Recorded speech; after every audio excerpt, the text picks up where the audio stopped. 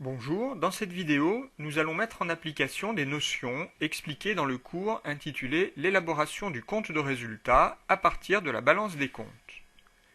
L'application que nous allons traiter est la suivante. Nous allons élaborer le compte de résultat simplifié de notre entreprise à partir d'un extrait de la balance qui nous est fourni ici même.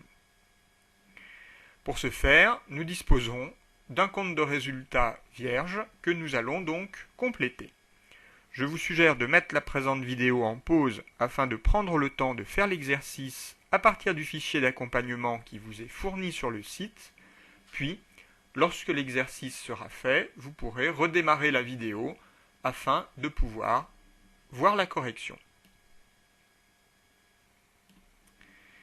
Rappelons simplement que les comptes de classe 6 vont se retrouver du côté des charges, les comptes de classe 7 dans les produits.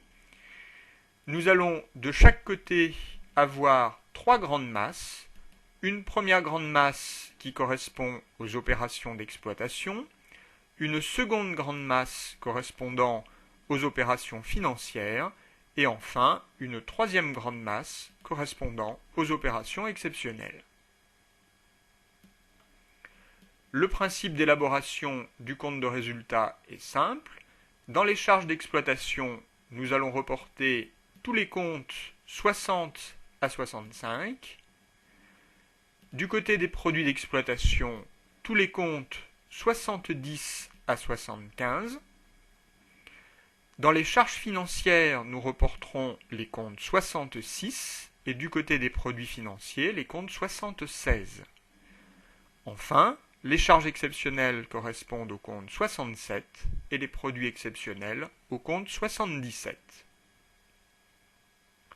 Une fois que nous avons reporté les soldes de chacun de ces comptes, il nous suffit de faire les sous-totaux pour chaque grande masse,